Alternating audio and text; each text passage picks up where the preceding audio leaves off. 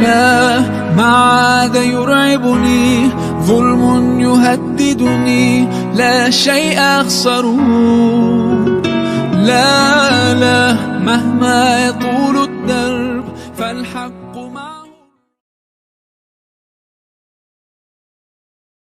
ورحمة الله وبركاته.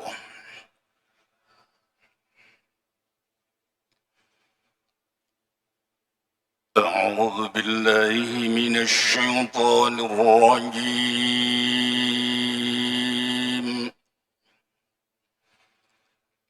بسم الله الرحمن الرحيم.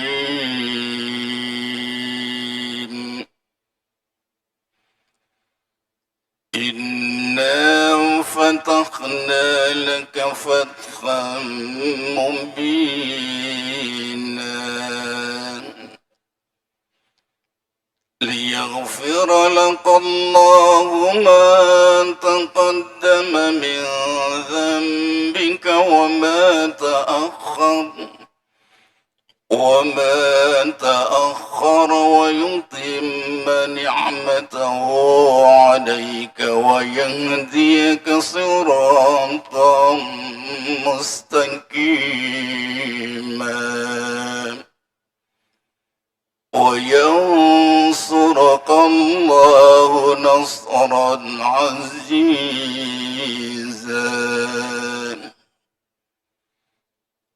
هو الذي أنزل السكينة في قلوب المؤمنين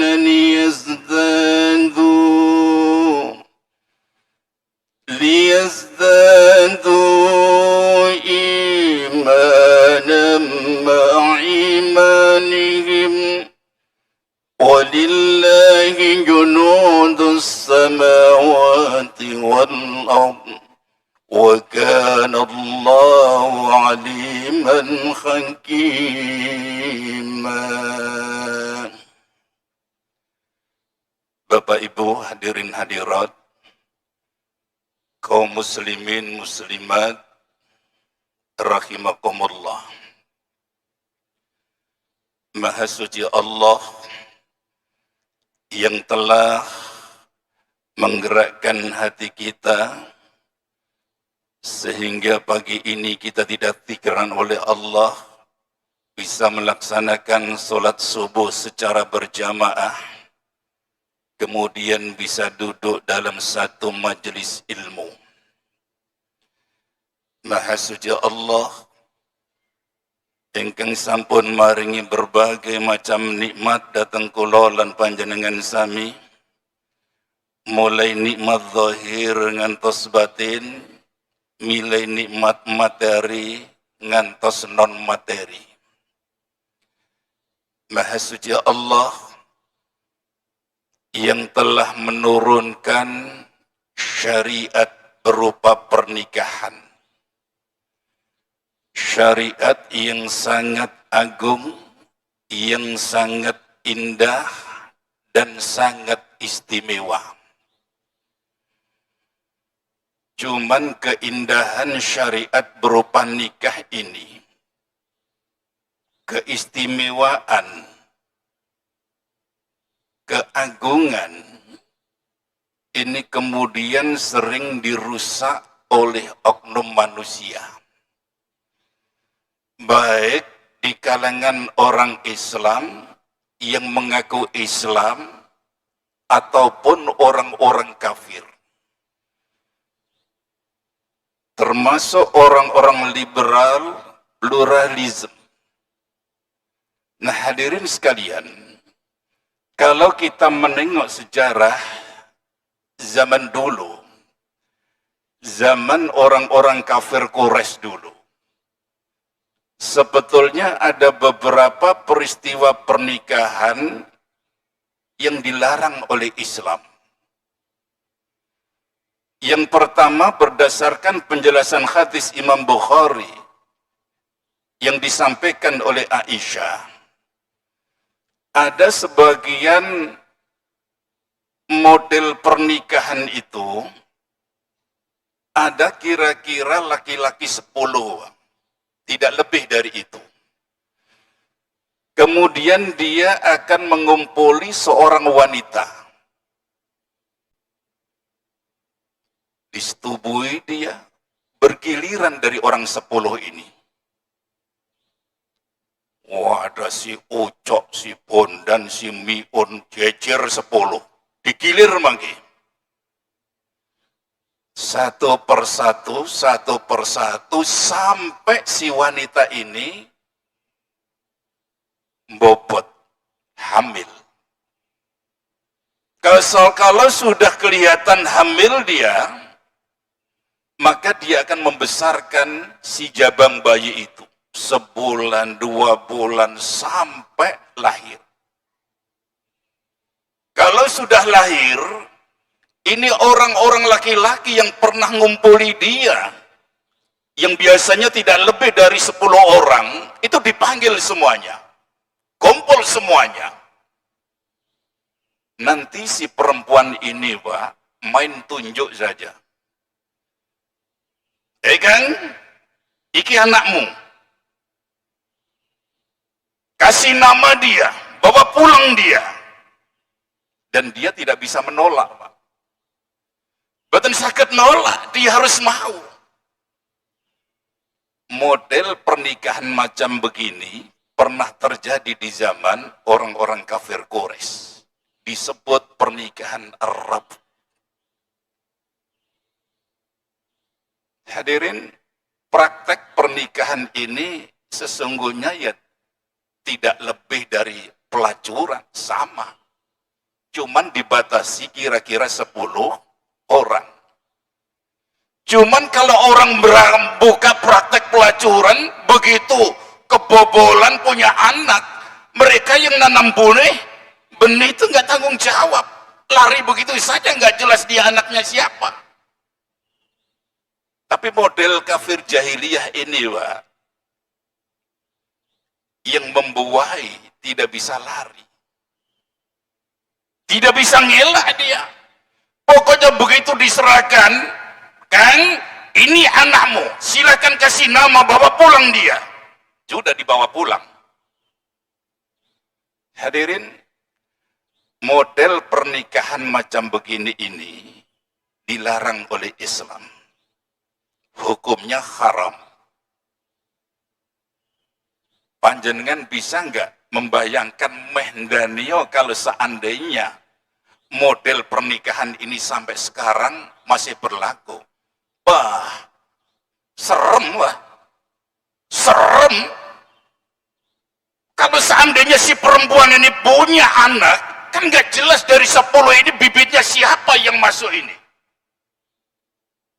Kalau mau ngurus akte lahir bintinya ini di atas namakan siapa? Padahal tujuan pokok ketika Allah mendatangkan syariat berupa pernikahan, biar suatu keluarga ini menjadi keluarga yang harmonis, yang tenang, yang sakinah, mawaddah warahmah. Kalau itu terjadi, di mana rahmah mawaddahnya? Enggak ada. Tujuan Allah mendatangkan syariat ini biar status nasabnya itu jelas. Ketika seorang wanita punya anak, kalau dia hanya punya satu suami, jelas bintinya siapa. Lah kalau rame-rame begitu, bintinya siapa itu? Ngerusak nasab model pernikahan macam begini. Karena itu Islam amat sangat melarang. Ada yang kedua, hadirin sekalian, istilah nikah al-istibdha.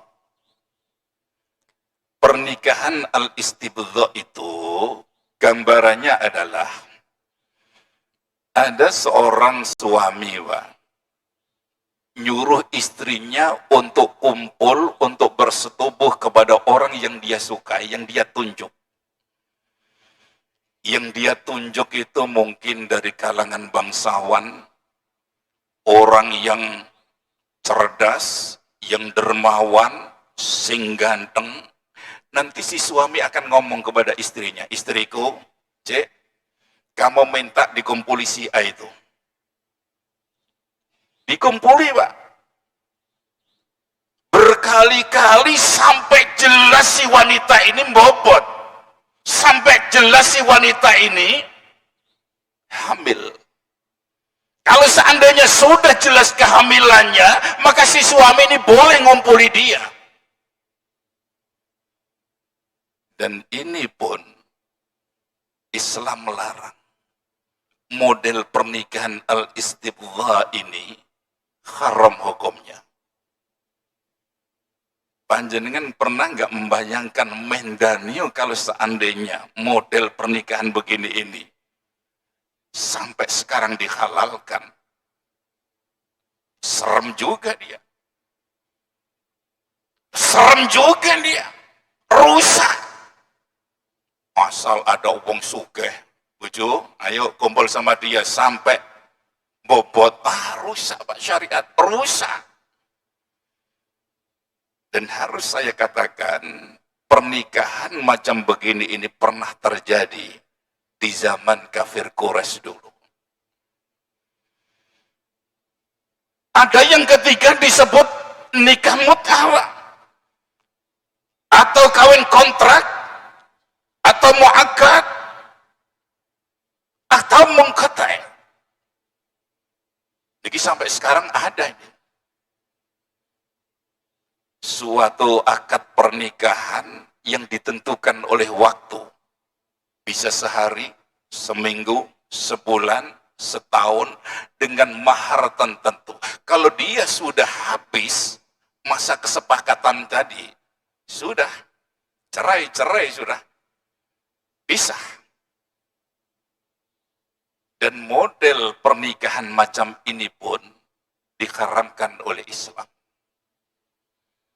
Haram hukumnya, Pak.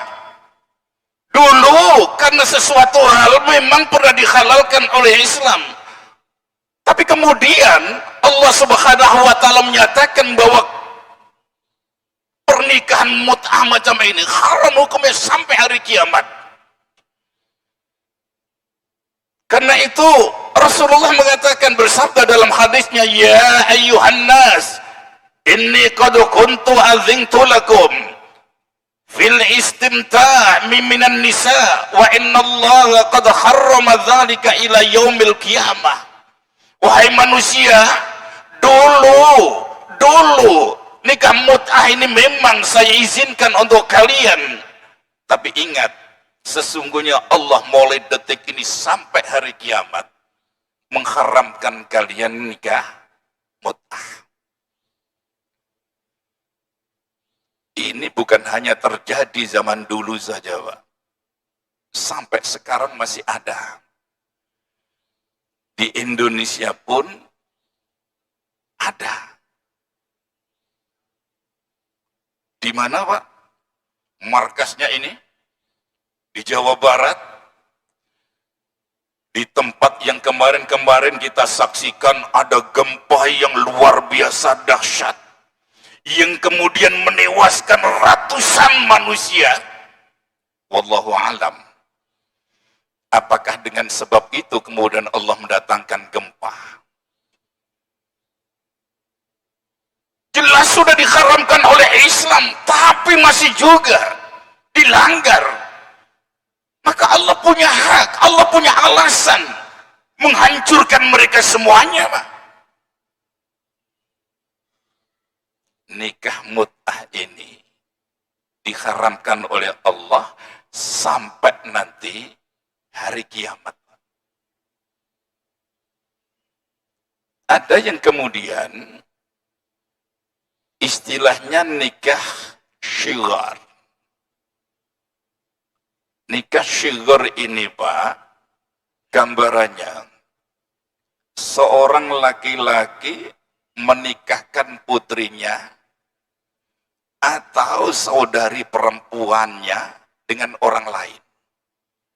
Dengan syarat itu orang juga menikahkan putrinya atau saudari perempuannya kepada dia. Ijolan, Pak, model ini. Ijolan. Nikah syighar. Si A sama si B. si A ini punya anak atau saudara perempuan. Menikahkan anaknya dengan si ini. Syaratnya si ini, si B ini, anak perempuannya atau saudarinya dinikah oleh si A ini. Ijolan, Pak. Dan model pernikahan ini pun hukumnya haram. Model pernikahan ini pun hukumnya haram. Bagaimana mungkin kok iso ijolan gitu? Wong tua ngawini si anaknya si, wong tua ngawini anaknya si B ijolan. Lah nanti nasabnya bagaimana nih? Model pernikahan macam begini juga pernah terjadi, Pak. Dan ini pun hukumnya haram. Tidak boleh. Islam melarang. Ada yang kelima itu pernikahan tahlil atau mukhallil. Ini gambaran pernikahan ini, hadirin sekalian. Seorang laki-laki yang meninggai wanita yang sudah dicerai 3 kali oleh suaminya. Tahlil, mukhallil. Wis cerai dengan istrinya 3 kali, dia nikahi lagi. Ini pun dilarang oleh Islam. Jadi sama-sama. Kecuali jikalau setelah cerai 3 kali itu, kemudian si istri ini dinikahi oleh orang lain. Kemudian cerai juga, baru dia boleh menikahi dia. Ini pun syaratnya tidak boleh kemudian diniati, Pak. Ada suami yang menceraikan istrinya 3 kali. Dicerai 3 kali itu. Kemudian ada laki-laki, kan, iki bojoku nikahan ya. Nikah ono, tapi ingat cuman sebulan 2 bulan saja, nggak boleh lebih. Nanti ceraikan. Nah, hadirin sekalian, orang yang menikah ini 3 kali kemudian mencerai nanti ini, hukumnya haram. Orang yang menikahi pura-pura ini pun, hukumnya adalah haram. Tidak boleh. Tidak boleh. Kecuali memang tidak ada tujuan sama sekali. Memang begitu. Tapi kalau ada niat terselubung, Pak, niatnya begitu tadi, pura-pura, maka ini pun hukumnya adalah haram. Nah, hadirin kaum muslimin muslimat rahimakumullah. Termasuk yang diharamkan berdasarkan penjelasan Al-Quran dan Al-Hadis. Yang pertama, dilarang nikah dengan wanita musyrik, Pak. Apa dasar hukumnya? Dasar hukumnya di dalam surat Al-Baqarah ayat 221. Wala tankihul musyrikati hatta yu'min. Dan jangan kalian menikahi wanita musyrik sampai mereka beriman. Teks redaksional hadis pun sebaliknya. Kalian wahai para wanita, jangan menikah dengan orang laki-laki yang musyrik. Karu-karu ini dilarang, Pak. Oh, ini terjadi perselisihan di kalangan umat dan di kalangan para alim ulama. Jadi hadirin sekalian, termasuk nikah lintas agama, Pak. Hati-hati. Itu bisa terjadi kepada siapapun. Kita yang punya anak-anak, wabil khusus anak wanita ini, Pak, Bu, mungkin seusia masih sekolah MI, SD, SMP, SMA, mungkin satu tempat dengan kita, satu rumah dengan kita. Tapi bisa juga begitu dia masuk di bangku perkuliahan, kuliah di kota-kota besar, bisa saja di sana nanti kenalan sama orang-orang kafir, orang-orang musyrik. Hati-hati, Pak. Dan ini fakta membuktikan banyak di kalangan orang-orang Islam ini kecolongan. Kecolongan. anaknya seorang ulama besar saja, begitu kuliah di kota besar, dinikahi oleh orang kafir, dinikahi oleh orang-orang musyrik ini.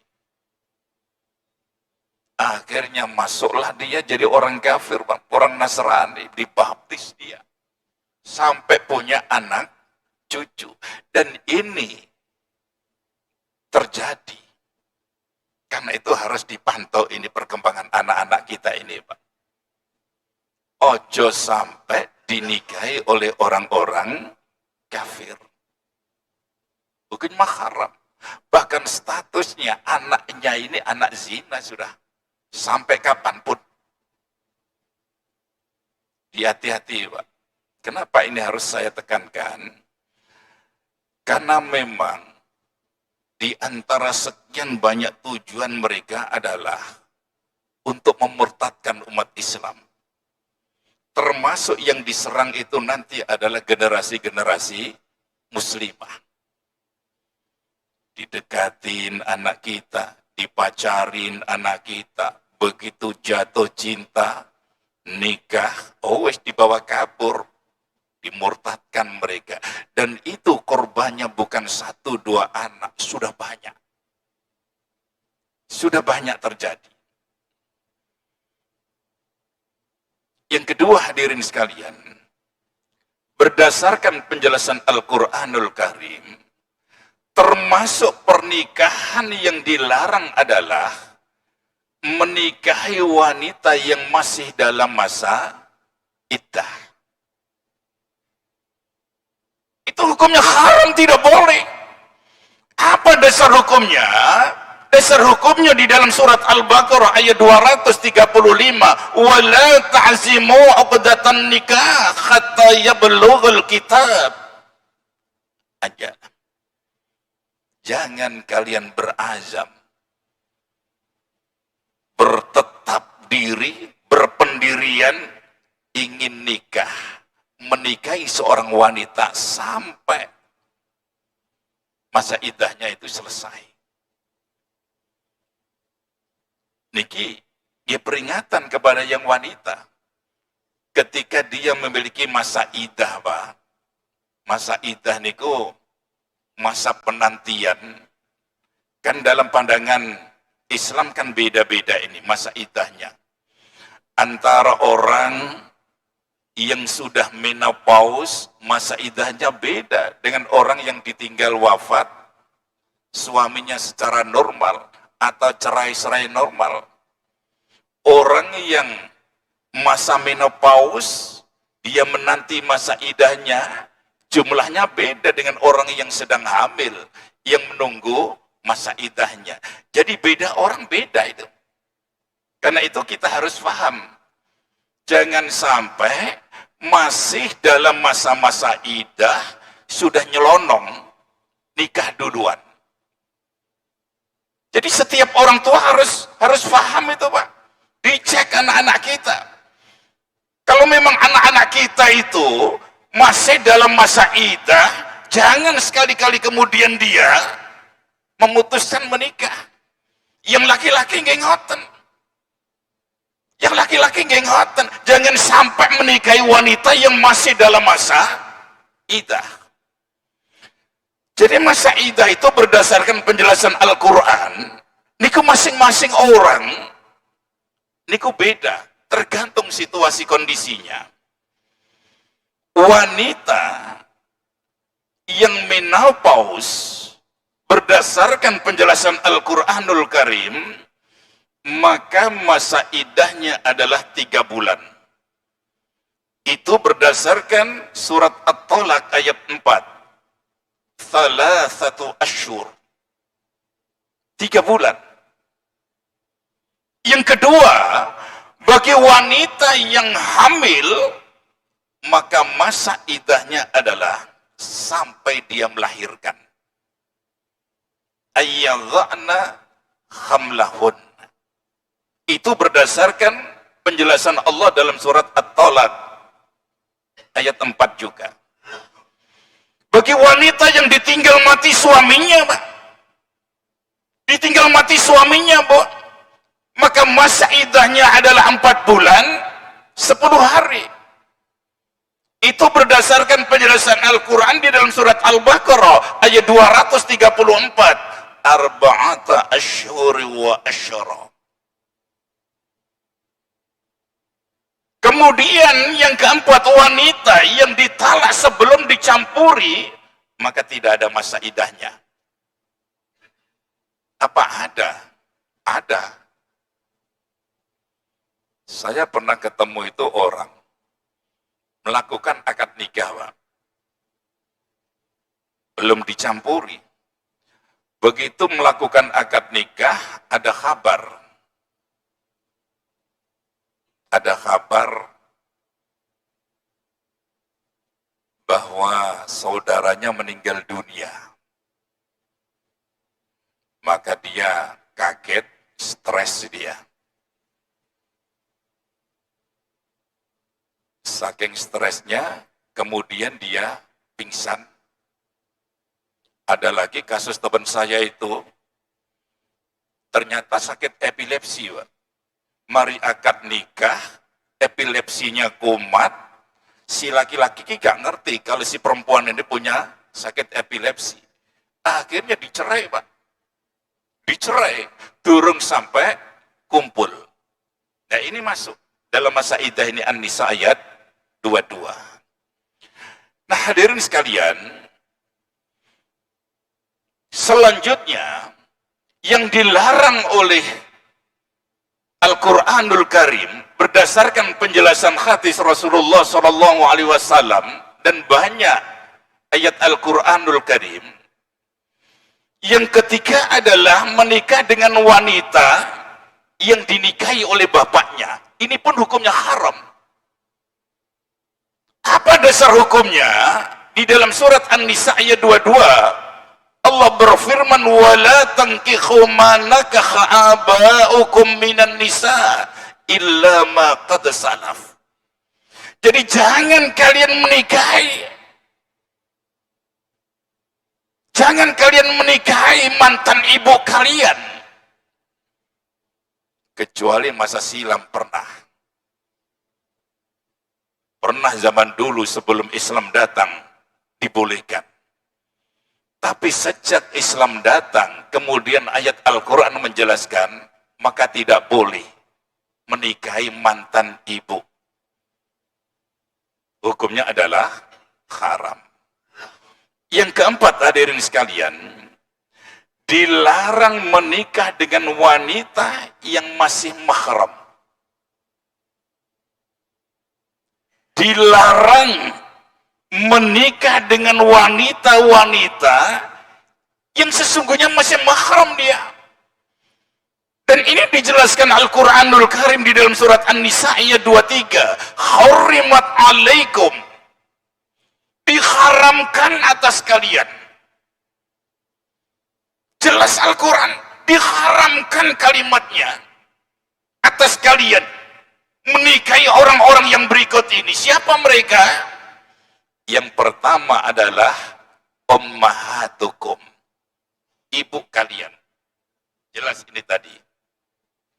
Haram hukumnya menikah dengan ibu, termasuk ibunya ibu. Yang kedua, wabanatukum, anak perempuan kalian. Haram, Pak, hukumnya menikahi anak perempuan sendiri. Haram hukumnya. Yang ketiga, wa akhawatukum, saudari perempuanmu. Duwe dulur wedok seneng akhirnya dinikahi dewe. Ini pun hukumnya haram. Yang keempat, wa ammatukum, saudara perempuan bapakmu. Bapak duwe dulur wedok, berarti ini masih apa? Bibi. Bibi dari dulure bapak. Itu hukumnya haram. Kemudian yang kelima, wa khalatukum, saudara perempuan ibumu. Ibu duwe dulur wedok, dinikahi haram, Pak, bibi dari ibu. Yang keenam, wa banatul akhi, anak saudara laki-laki. Berarti pernah napa? Keponakan. Ana wong duwe dulur lanang, dulure kemun duwe anak wedok, kok dinikahi? Haram hukumnya, Pak. Anaknya dulur laki-laki. Yang ketujuh, wa banatul ukhti, anak saudara perempuan, keponakan juga. Ana wong duwe dulur wedok, si dulur niku wau duwe anak wedok, kok banjur dinikahi? Haram hukumnya, Pak. Haram hukumnya, tidak boleh. Yang kedelapan, wa ummahatukumul lati ardha'nakum, dan beberapa kalimat selanjutnya, ibu-ibu yang menyusuimu. Gak oleh, Pak, menikah dengan seorang wanita yang wanita itu dulu pernah menyusui kita. Dicek. Ojo sampai melakukan pelanggaran terhadap poin-poin niki. Apalagi wa akhawatukum minar radha'ah, saudara perempuan sepersusuan.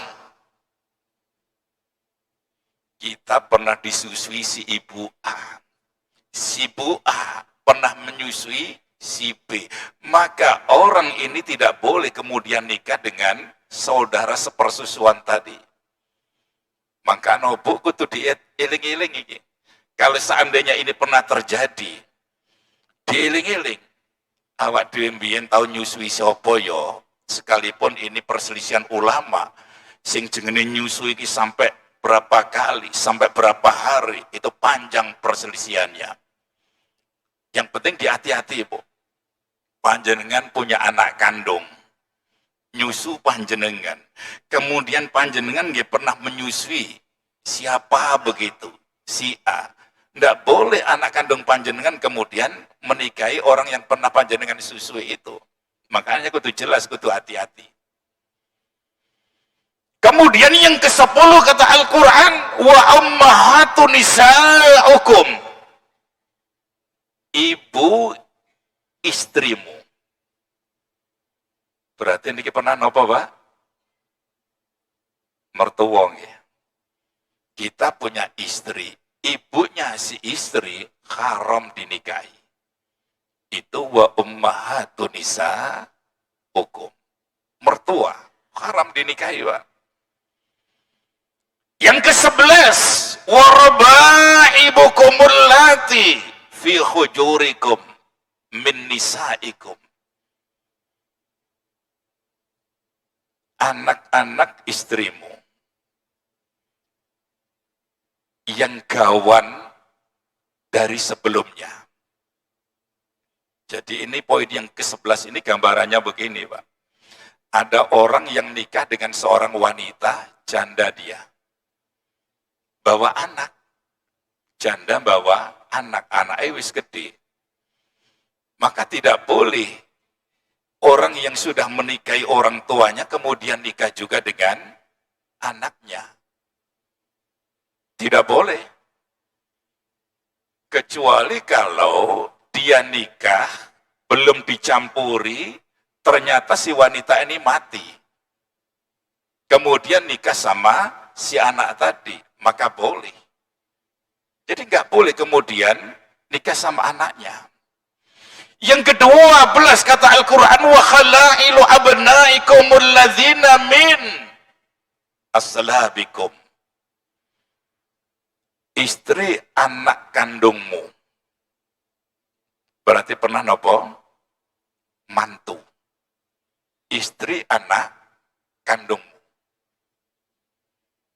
Ono wong lanang duwe istri. Gak oleh kemudian orang tadi itu menikahi dengan mantunya dewe, nggak boleh, Pak. Nggak boleh mertua itu nikahi mantune dewe, rusak maki-maki. Yang ke-13 kata Al-Quran, wa antasba'u bainal ukhtain, menghimpun dua perempuan sekandung. Jadi poin yang ke-13 niki haram hukumnya jikalau ada wanita dulur kandung karo-karone dinikahi. Boten angsal. Napa wonten model tiyang sing ngeten? Wonten, Pak. Kula nate ketemu kasus ngeten niki. Kalau zaman dulu, namanya zaman dulu, syariat itu belum datang, banyak dulur sakandung papat dijadikan gundi, dijadikan istri semuanya. Kalau zaman kerajaan-kerajaan dulu pernah terjadi, tapi sejak Al-Quran ini turun, tidak boleh. Ono arek 4 bersaudari, dulur wedok kabeh, kemudian dinikahi semuanya, nggak boleh. Gak boleh. Ini pun hukumnya adalah haram. Itu berdasarkan ayat Al-Quran. Haram hukumnya ketika kita menikahi seorang wanita yang masih semahram. Poin-poinnya niku mau. Lah biasanya orang yang sampai menikah dengan semahram itu ada banyak kemungkinan. Di antara kemungkinan itu, karena memang terlalu dekat hubungannya. Dulur, saking senenge karo dulure, sampai muncul rasa cinta, Pak. Akhirnya dinikah, dulur kandung. Wonten kemungkinan, via orang tua ini memang tidak mau orang lain itu masuk dalam nasab dia. Akhirnya yang terjadi antara nasab ini dinikahkan, dan itu sering terjadi. Jadi orang tua ini nggak mau kalau ada orang lain ini masuk kepada nasab dia. Dia menganggap nasabnya itu sangat mulia, keturunannya hebat, orang darah biru, sehingga orang lain tidak boleh masuk kepada nasabnya. Akhirnya nikahlah antar nasab tadi. Itu bisa kemungkinan terjadi. Kemungkinan yang ketiga bisa saja terjadi. Sesungguhnya orang-orang yang masih nasab ini mempertahankan harta bendanya, Pak, asetnya. Ojo sampai aset-aset yang dia miliki ini kemudian ada orang lain yang masuk mewarisinya. Itu pun bisa terjadi. Jadi sebagai orang Islam, Pak, baca itu tadi penjelasan. Itu yang masih masuk dalam kategori mahram, haram dinikahi. Kemudian yang kelima, hadirin sekalian,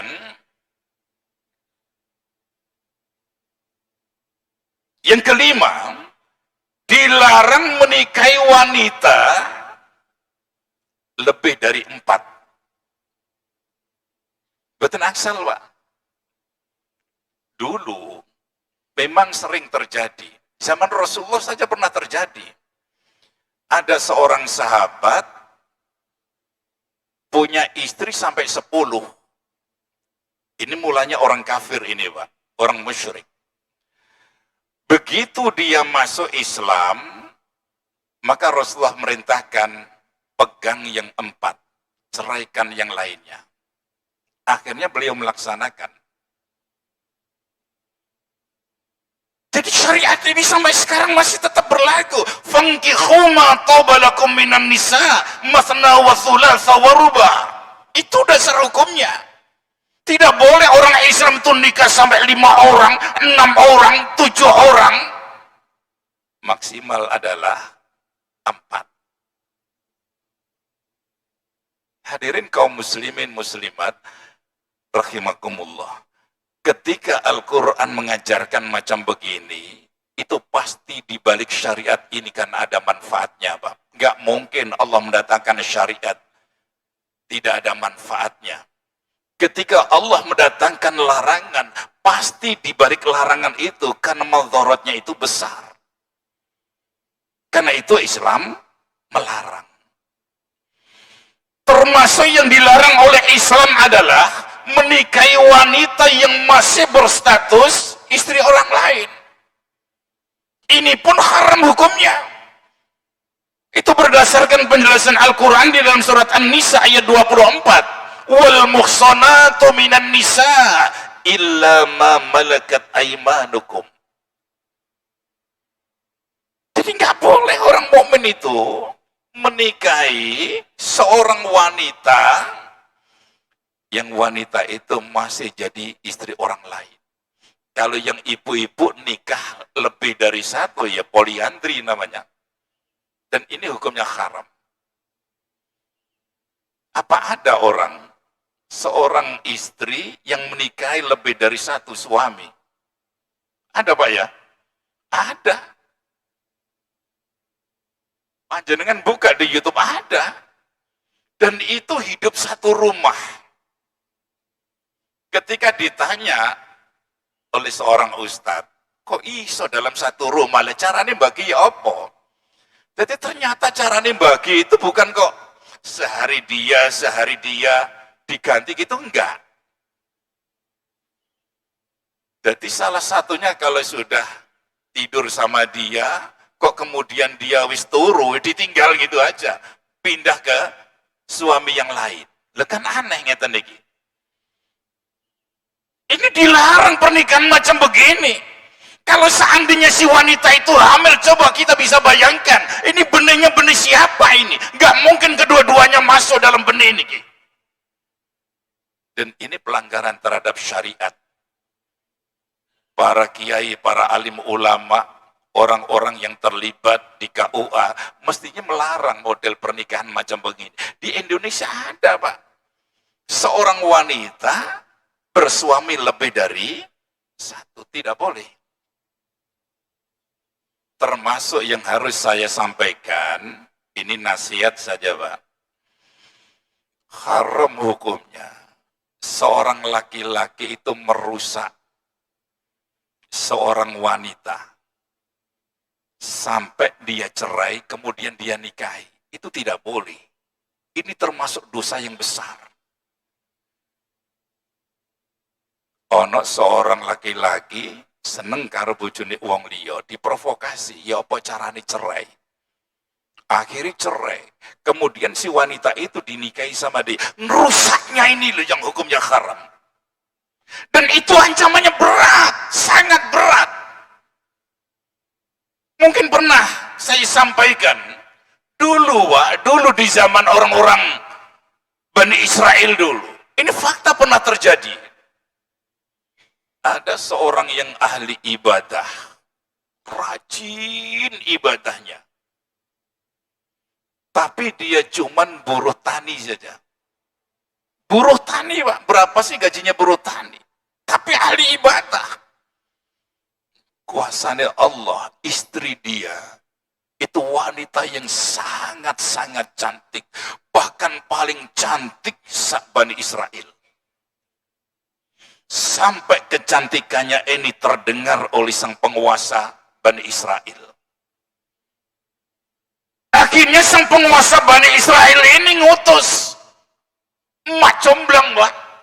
Seorang wanita yang dianggap profesional dalam urusan begini, di briefing dia dulu.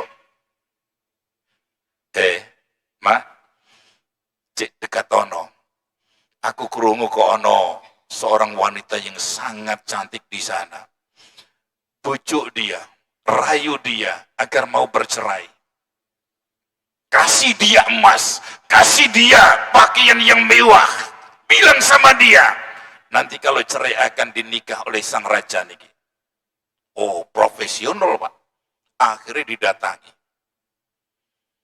Ya, Nduk Cahayu, awakmu iki ngono sakjane ayu, cantik luar biasa. Saanane wong ngerti iku.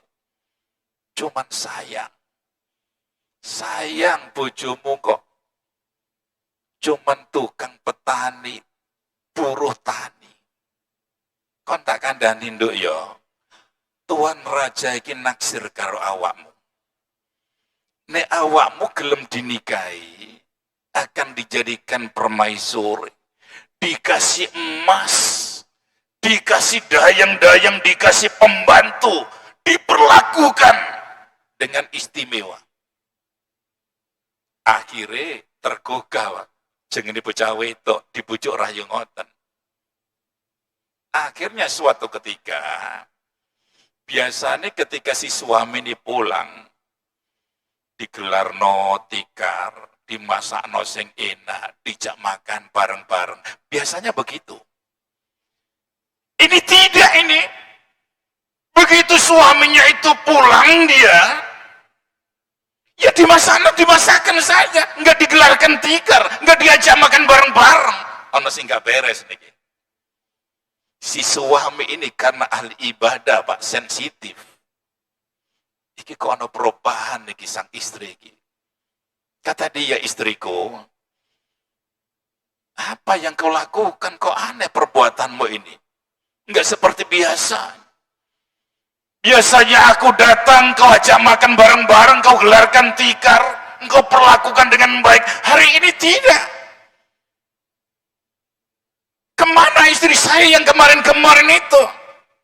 Ya judes, Pak. Ya segini aku, Mas. Kalau bahasa kita, orang cari-cari masalah, kepengen dicerai. Akhirnya, waktu itu juga si suaminya ini menceraikan dia. Ya wes kalau begitu, mulai detik ini kau ku cerai. Cerai, Pak. Zaman semono niku kan birokrasinya enggak kayak saiki jelimet, sowe, sidang. Cerai-cerai. Akhirnya tidak lama kemudian si istri ini dinikahi si raja niki. Dinikahi oleh si raja niki. Begitu dia mau melampiaskan malam pertama, masuk di dalam kamar, kuasanya Allah yang terjadi. Itu mata singi raja niku dibutakan oleh Allah. Mata si raja itu dibutakan oleh Allah. Enggak jelas dia salahnya apa. Enggak kok kemudian kelilipan, enggak. Keculek apa kayak enggak. Tiba-tiba saja dia buta. Si wanita pun buta mendadak. Gerayang ngoten, Pak.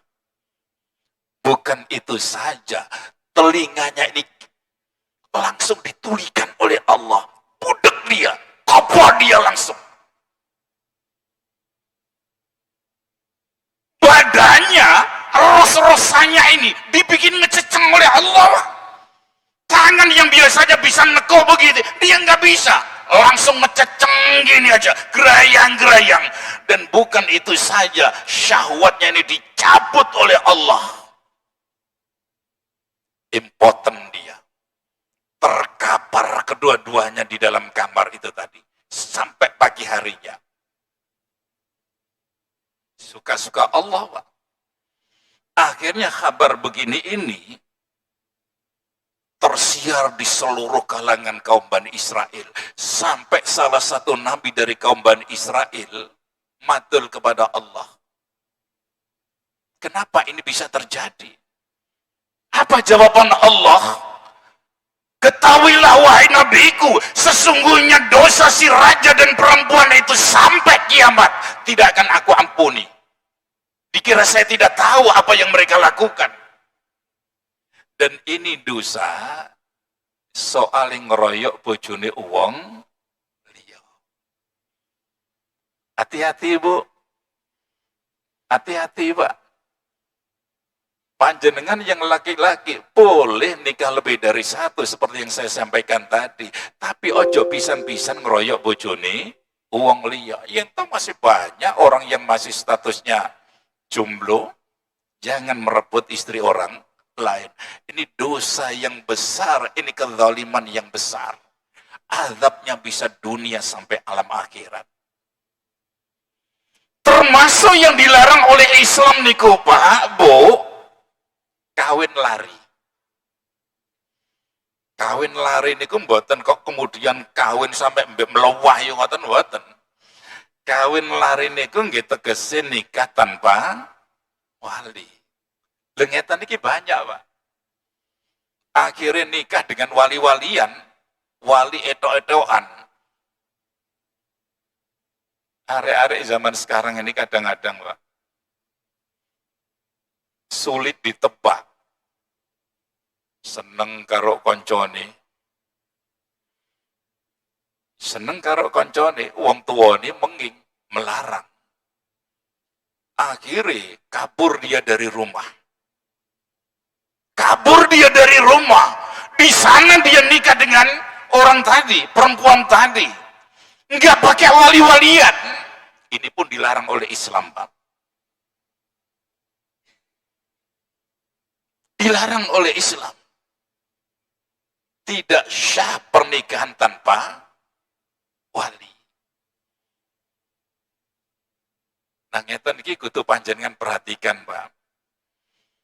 Ketika anak kita itu nggak mau dilarang ketika dia akan nikah kepada si A, larangan panjenengan ini pun harus punya alasan. Alasan yang sesuai dengan syariat. Nalika panjenengan melarang anak kita nikah dengan seseorang, iki alasannya apa kira-kira? Itu sampai gak jelas alasannya. Dan alasan panjenengan harus didasarkan kepada nilai-nilai syariat. Wonten nyuwun sewu sebagian tiang niku tidak mengizinkan anak nikah sama si A. Padahal si A itu ya ahli ibadah, ya orang berilmu, ya beradab, beretika, berakhlak. Tapi dasar dia gak seneng karo wong tuane, wis dilarang wis. Ngene iki ya aja, Pak. Jangan. Jadi panjenengan baru boleh melarang anak panjenengan kalau dia melakukan pelanggaran terhadap syariat, termasuk nikah lintas agama itu tadi. Termasuk kalau seandainya Anda di antara anak kita menyukai seseorang padahal dia ahli maksiat, gagal dalam sholat, ahli maksiat, durhaka kepada orang tuanya, maka panjenengan boleh melarang. Jadi ingat, larangan yang panjenengan lakukan itu baru didasarkan kepada nilai-nilai syariat. Jangan sampai nggak punya alasan. Termasuk yang diharamkan oleh agama kita, nikah sesama jenis, Pak. Wah, iki akhir-akhir ini lagi banyak yang melakukan, Pak. Laki-laki nikah sama laki-laki, dan itu minta dilegalkan, coba. Perempuan nikah sama perempuan, dan itu minta dilegalkan, coba. Padahal Rasulullah dari dulu itu sudah wanti-wanti. Barang siapa di antara kalian yang bertemu dengan kaum yang mengikuti kaum Lot, maka bunuh dia. Pelaku-pelakunya bunuh dia. Itu tegas disampaikan oleh Rasulullah. Atau objeknya. Nah, pelaku-pelaku macam begini ini, Pak, yang kemudian mudah mendatangkan azab Allah. Memang setiap kita harus ada yang mencegah orang yang punya kekuasaan dengan tangannya, dengan birokrasinya, dengan kebijakannya, harus mencegah, Pak. Para alim ulama gengoten, masyarakat gengoten. Tidak boleh kemudian kita itu pasif. Jadi pernikahan sesama jenis itu diharamkan oleh Allah Subhanahu wa Ta'ala. Termasuk menikahi wanita pezina. Itu pun haram, hukumnya tidak boleh. Kecuali jika si wanita ini sudah bertaubat kepada Allah.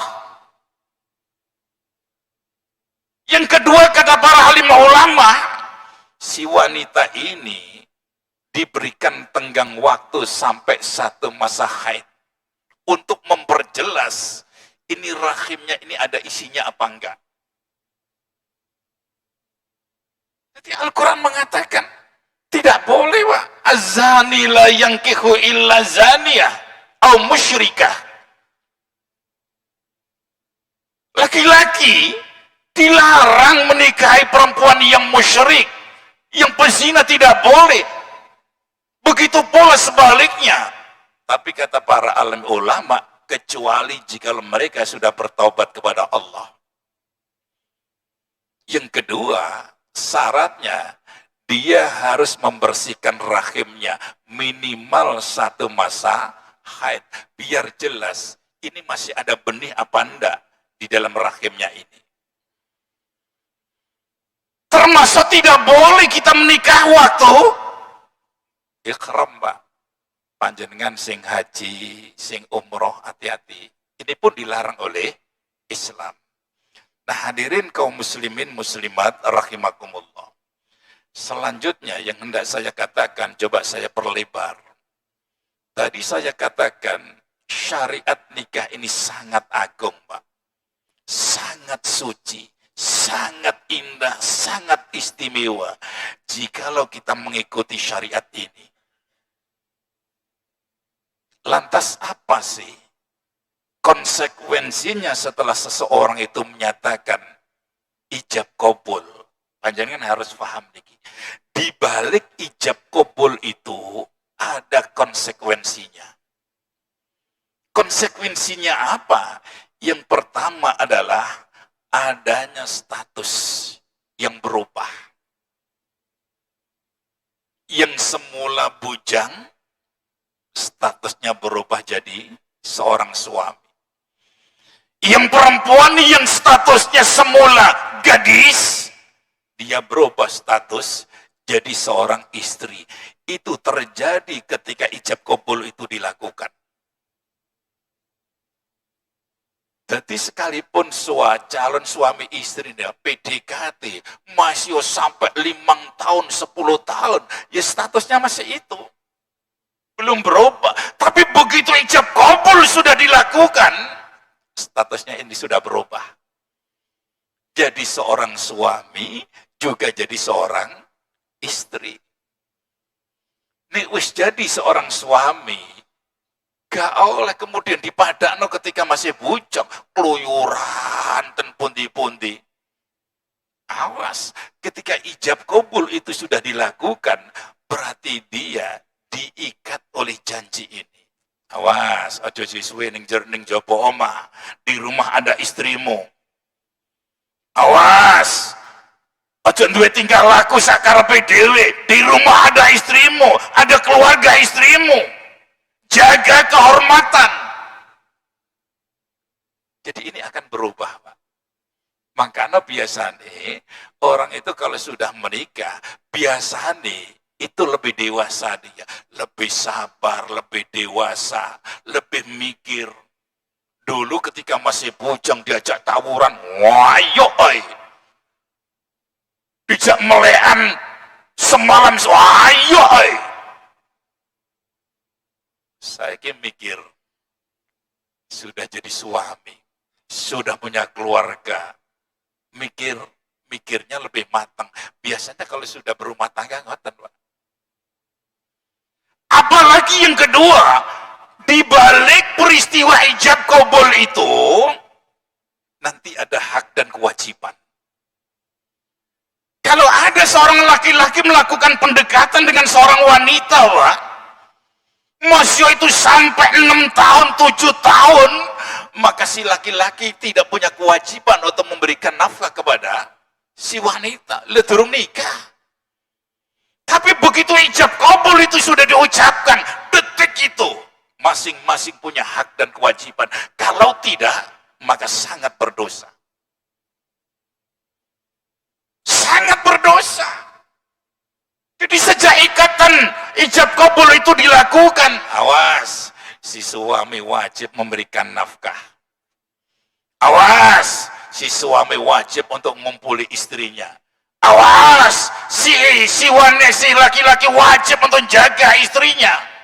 Dan itu tidak terjadi dalam pernikahan-pernikahan yang dilarang oleh Allah tadi. Gak ada kewajiban. Ada lagi model pernikahan itu modelnya nikah tapi niatnya cerai. Dan itu sering terjadi sampai sekarang, Pak. Wabil khusus orang-orang yang di luar negeri itu. atas nama pendidikan, kuliah di sana, kerja di sana, untuk sementara waktu dia nikah di sana, tapi niatnya cerai. Niatnya sudah cerai sudah. Dan modelnya tadi tidak boleh. Dia nggak punya kewajiban ngasih nafkah kepada istrinya, nggak punya kewajiban jaga istrinya, nggak punya kewajiban. Wes nanti cerai, ya sudah cerai saja. Islam betul ngoten. Ketika sudah memutuskan nikah karena Allah, maka detik itu Pak, ada hak dan kewajiban yang harus kita lakukan. Banyak seabrek itu hak dan kewajiban. Dan itu kalau tidak kita lakukan, amat sangat berdosa. 1 jam lebih saya kira, mudah-mudahan apa yang saya sampaikan ini manfaat kangge kula lan panjenengan sami. Kurang lebihnya mohon maaf yang sebesar-besarnya. Aku qouli hadza. Assalamualaikum warahmatullahi